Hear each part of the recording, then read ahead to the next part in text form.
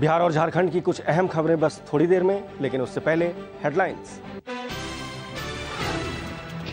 रुस्तमे-हिंद दारा सिंह का निधन, आज सुबह ली अंतिम सांस। मुंबई में आज ही होगा अंतिम संस्कार। राष्ट्रपति के बाद उपराष्ट्रपति चुनाव में भी जेडीयू अपना सकता है एनडीए से अलग राह। सूत्रों से मिली खबरों के मुताबिक सीएम नीतीश कुमार कर सकते हैं हामिद अंसारी की उम्मीदवारी का समर्थन।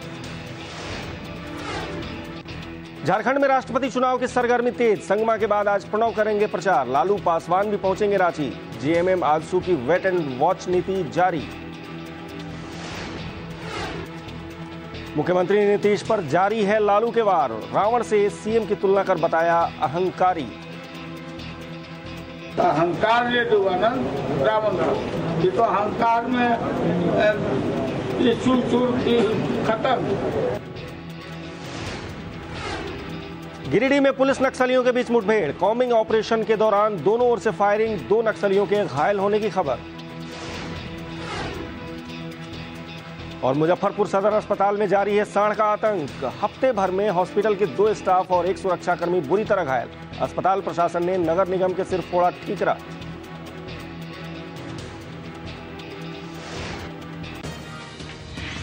और इस वक्त एक बड़ी खबर आ रही है सहरसा से। सहरसा में एक नाबालिग के गर्दन और पैर में कील ठोक दी गई। 13 साल के नाबालिग पर इलेक्ट्रॉनिक्स की दुकान से पंखा चुराने का आरोप है और ये सब कुछ करने का आरोप लगा है चंद्रमणि भगत नाम के जेडीयू नेता पर। सहरसा में चंद्रमणि भगत खुद को जेडीयू का नेता बताते हैं और सिमरी इलाके में चंद्रमणि भगत की लाइफस्टाइल इलेक्ट्रॉनिक्स नाम की दुकान है। इसी दुकान में लालू प्रसाद नाम के बच्चे पर पंखा चोरी का आरोप लगा और उसके बाद पहले तो नाबालिग की जमकर पिटाई की गई और उतने से भी अगर जी नहीं भरा तो उसके बाद उसकी गर्दन और पैर में कील ठोक दी गई। मानवता को शर्मसार कर देने वाली ये घटना सहरसा में है और थाने में जेडीयू नेता चंद्रमणि भगत के खिलाफ मामला दर्ज किया गया है और पुलिस इस पूरे मामले की तफ्तीश कर रही है। मुकेश हमारे संवाददाता सहरसा से फोन लाइन पर हमारे साथ जुड़ गए हैं। मुकेश, क्या है पूरा मामला? विवेक, मैं बताऊं कि यह कल देर शाम की घटना है और 13 वर्ष का बच्चा है। यह लालू यादव इसका नाम है और यह सिमरी बख्तियारपुर इलाके के ही एक गांव का रहने वाला है और इस पर आरोप था कि कल देर शाम इसने पंखा की चोरी करी और उसे देख लिया गया और दुकान के जो मालिक है, दुकान के मालिक और उनके 2 भाई मिल करके जो है बच्चे की जो है बेरहमी से पिटाई करी।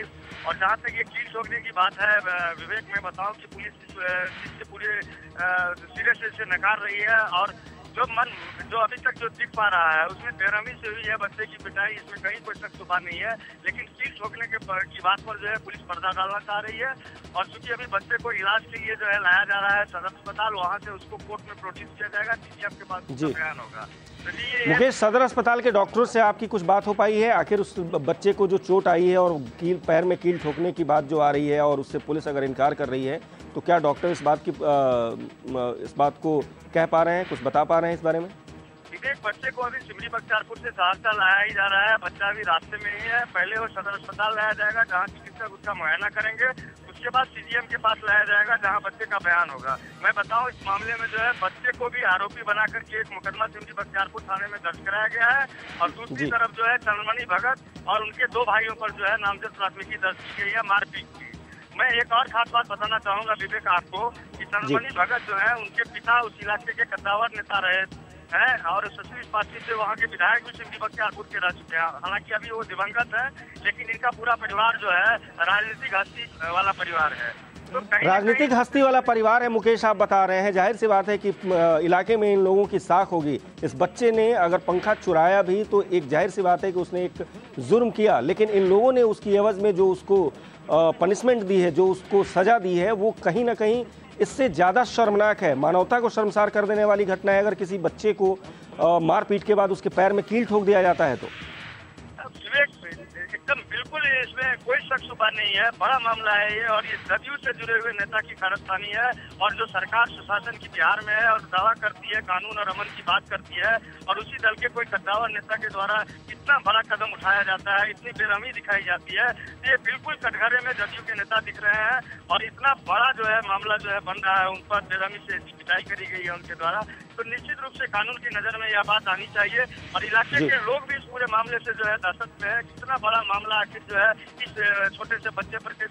जी मुकेश, आप इस पूरी खबर पे नजर बनाए रखिए, हम आगे भी आपसे अपडेट लेते रहेंगे। मानवता को शर्मसार कर देने वाली ये घटना सहरसा से एक जेडीयू के नेता पर यह आरोप लग रहा है कि उनकी दुकान से पंखा चुराने पर एक बच्चे की न सिर्फ जमकर पिटाई की गई बल्कि उसके बाद उसके पैरों में कील ठोक दिया गया। हालांकि पुलिस, हमारे संवाददाता बता रहे हैं कि इस बात से अभी इनकार कर रही है कि बच्चे के पैर में कील ठोका गया है, लेकिन बच्चे को सदर अस्पताल लाया जा रहा है और वहां उसकी पूरी जांच के बाद ही उस पूरे मामले का पता चल पाएगा। बढ़ते हैं अगली खबर की ओर। गिरिडीह में पुलिस और नक्सलियों के बीच मुठभेड़ हो गई है और आपको बता दें, ताजा जानकारी के मुताबिक कई घंटों से ये मुठभेड़ चल रही है।